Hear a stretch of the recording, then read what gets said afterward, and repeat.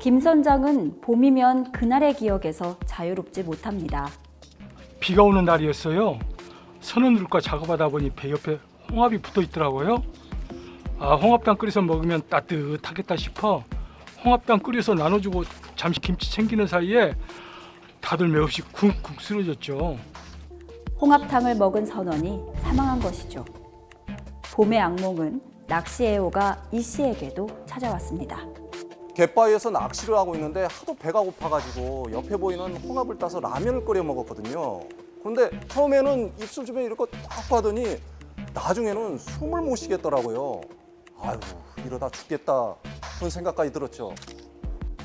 가볍게는 입술이나 손끝, 발끝에 마비가 일어나고 심하면 호흡곤란이나 사망에 이르는 독. 바로 마비성 폐류독소인데요. 앞서 보신 두 사고 모두 마비성 폐류독소가 원인이었습니다.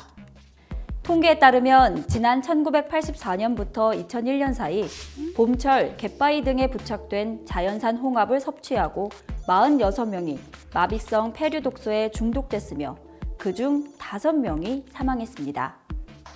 생명까지 앗아가는 마비성 폐류독소에 대해서 오늘 자세히 알아봅니다.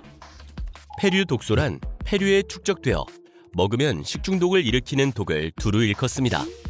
폐류독소의 원인이 되는 유독성 플랑크톤을 폐류가 먹게 되면 독소가 폐류 체내에 축적되고 사람이 이를 섭취함으로써 중독 증상을 일으킵니다. 폐류독소는 중독 증상에 따라 마비성, 설사성, 기억 상실성, 폐류독소로 구분하며 우리나라에서는 마비성 폐류독소가 주로 발생하고 있습니다. 매년 남해안을 중심으로 발생하는 마비성 폐류독소는 두통, 메스꺼움, 구토, 근육마비를 일으키며 심할 때는 사망에 이릅니다. 폐류독소가 정확히 무엇이고 중독됐을 때 어떤 증세들이 나타나는지 간단히 알아봤습니다. 그렇다면 모든 조개류에서 폐류독소가 발생하는 걸까요? 폐류독소로부터 100% 안전할 방법은 없을까요? 전문가를 모시고 좀 더 자세히 알아보겠습니다. 홍합, 굴, 바지락, 멍게, 제가 참 좋아하는데요. 그동안 아무런 의심 없이 맛있게 잘 먹어왔는데 폐류독소라고 하니까 좀 무섭고 당황스럽습니다. 먼저 이것부터 여쭤봐야 할 것 같은데요. 모든 조개류에 폐류독소가 있는지, 또 폐류독소가 축적된 조개류를 안전하게 먹을 수는 없는지 궁금합니다. 네, 폐류독소는 폐류독소 원인독성 플랑크톤이 발생하는 해역에서 서식하는 홍합, 굴, 바지락 등의 폐류와 멍게, 미더덕 등의 피낙류에서 모두 검출될 수 있습니다. 폐류독소는 열에 매우 안정한 구조를 가지고 있어 냉동하거나 가열해도 파괴되지 않기 때문에 폐류독소가 허용 기준치 이상으로 축적된 폐류는 섭취하면 힘듭니다. 그렇군요. 이 자료를 보면 특히 봄철에 많이 나타난다고 하는데 특별한 이유가 있을까요? 폐류독소의 발생은 바다에서 자연적으로 발생하는 폐류독소를 생산하는 독성 플랑크톤이 그 원인이며 이들의 생육 조건과 깊은 관련이 있습니다. 또한 폐류독소가 주로 봄철에 나타나는 것은 해수 온도, 일조량, 영양 공급 등 다양한 조건이 이들 독성 플랑크톤의 생육 조건에 적합해지는 시기이기 때문입니다. 일반적으로 해수 온도가 12도 이상으로 상승하는 3월부터 남해안 일원을 중심으로 대량 발생하고 있습니다. 그렇다면 봄철에 조심하면 되겠군요. 다른 계절도 마냥 안심할 수는 없습니다.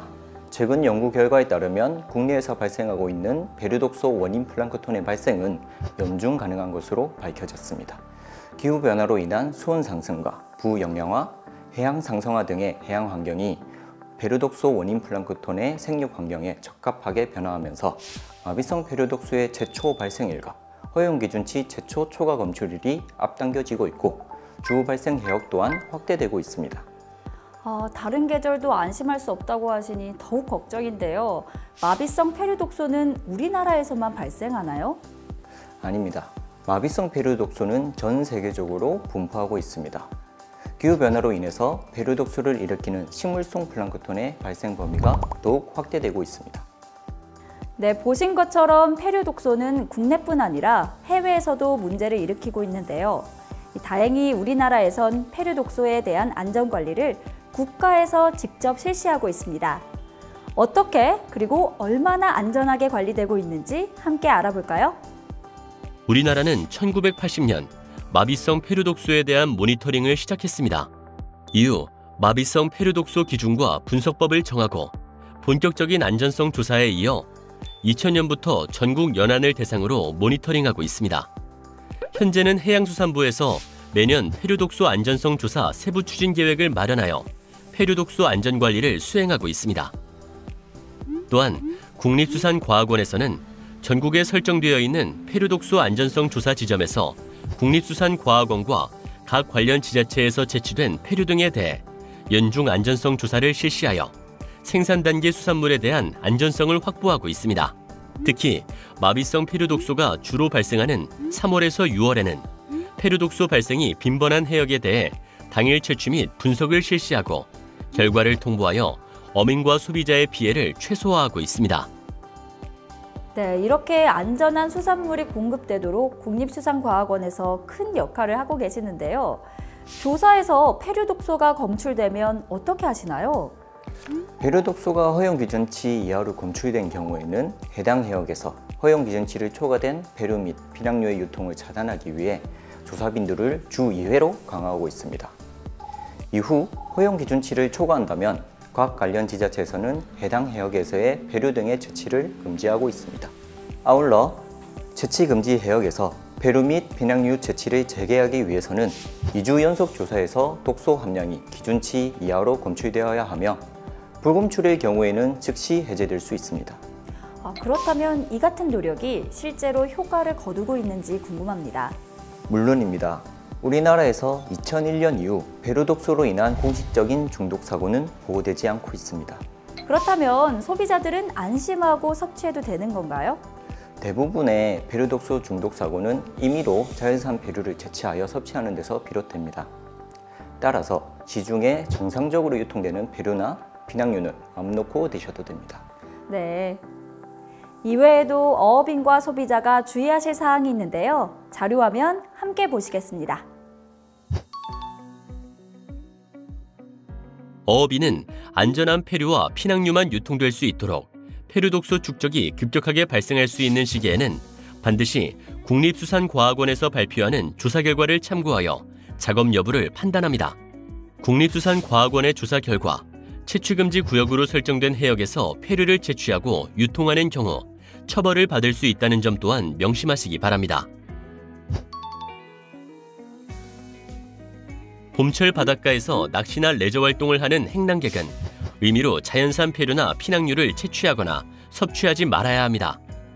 특히 해양수산부는 독소 허용 기준치를 초과한 바닷가를 폐류 채취금지 해역으로 지정하고 있습니다. 이 해역에 서식하는 자연산 폐류나 피낭류는 절대 채취하거나 섭취해서는 안 됩니다. 폐류 채취금지 해역 등의 조사 결과는 국립수산과학원 누리집에서 확인할 수 있습니다. 마비성 폐류독소는 열을 가하거나 냉장, 냉동을 해도 독이 사라지지 않습니다.